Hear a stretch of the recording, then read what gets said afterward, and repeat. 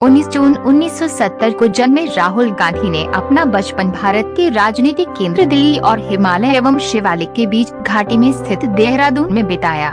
उन्होंने Harvard university USA जाने से पहले दिल्ली के सेंट स्टीफन कॉलेज में अपने शैक्षणिक करियर की शुरुआत की। अपने पिता दिवंगत प्रधानमंत्री राजीव गांधी की हत्या के बाद सुरक्षा कारणों से स्नातक के दूसरे वर्ष में राहुल को फ्लोरिडा के रोलिंस कॉलेज में स्थानांतरित कर दिया। राहुल गांधी ने 1994 में स्नातक की डिग्री प्राप्त की। एक साल बाद उन्होंने ट्रिनिटी कॉलेज कैम्ब्रिज से एमफिल की डिग्री प्राप्त की। राहुल ने अपने पेशेवर करियर की शुरुआत लंदन स्थित एक management consulting firm monitor group के साथ की।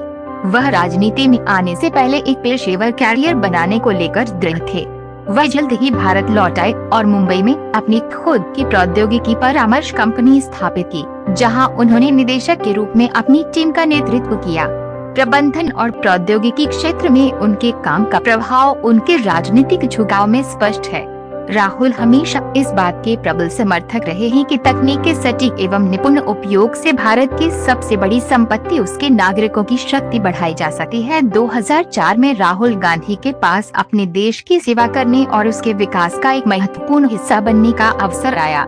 उन्होंने अपने पिता के निर्वाचन क्षेत्र से चुनाव लड़ने और उत्तर प्रदेश में अमेठी के लोगों की सेवा करने की विरासत को जारी रखने का विकल्प चुना। राहुल ने अपना पहला चुनाव 2,90,853 मतों के भारी अंतर से जीता, जो उनके निर्वाचन क्षेत्र के लोगों द्वारा उनके प्रति व्यक्त किए गए विश्वास का प्रतीक था। शुरू से ही राहुल स्पष्ट रूप से मानते रहे हैं कि हमारे देश का भविष्य उसके लोगों के साथ है। 15 साल लंबे राजनीतिक करियर में उतार चढ़ाव के माध्यम से राहुल ने अपने पहले चुनाव में ही लोगों के दिलों को जीतने वाले बहुत से सिद्धांतों को सच कर दिखाया है। 2013 में राहुल गांधी को कांग्रेस पार्टी का उपाध्यक्ष चुना गया था। कांग्रेस पार्टी के भीतर राहुल गांधी ने कांग्रेस के मूल सिद्धांतों की तर्ज पर पार्टी को आगे बढ़ाने में अहम भूमिका निभाई। उन्होंने कांग्रेस पार्टी के छात्र संगठन और युवा विंग का लोकतांत्रिकरण करने के लिए अथक प्रयास किए और युवा नेताओं का नेतृत्व सुनिश्चित करने के लिए उन्हें प्रोत्साहित करके देश की सबसे पुरानी पार्टी में युवा नेतृत्व की ताजगी सुनिश्चित की।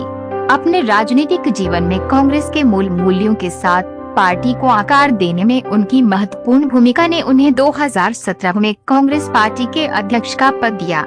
राहुल गांधी के मार्गदर्शन में कांग्रेस पार्टी एक बार फिर राष्ट्र की आवाज बनकर उभरी है। विपक्षी दल के अध्यक्ष के रूप में राहुल गांधी ने देश के विभिन्न वर्गों की मांगों को उठाने में महत्वपूर्ण भूमिका निभाई। उन्होंने गरीबों और हाशिए के लोगों के अधिकारों का पुरजोर समर्थन किया। उन्होंने नोटबंदी, आधार, जीएसटी और खराब तरीके से कार्यान्वित बहुत सी नीतियों पर सत्तारूढ़ सरकार के खिलाफ लड़ाई का नेतृत्व किया। प्रेम एवं एकता के साथ लोकतांत्रिक लड़ाई लड़ने की राहुल गांधी की सोच और रणनीति कांग्रेस पार्टी को एकजुट भारत का सच्चा प्रतिनिधि बनाती है।